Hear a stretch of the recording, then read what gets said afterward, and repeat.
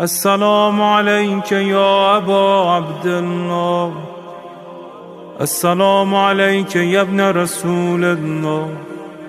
السلام عليك يا خيرة الله وابن خيرته. السلام عليك يا ابن أمير المؤمنين وابن سيد الوصيين.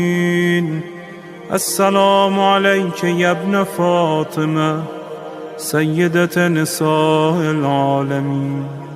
السلام عليك يا ثار الله وابن ثاره والوتر الموتور.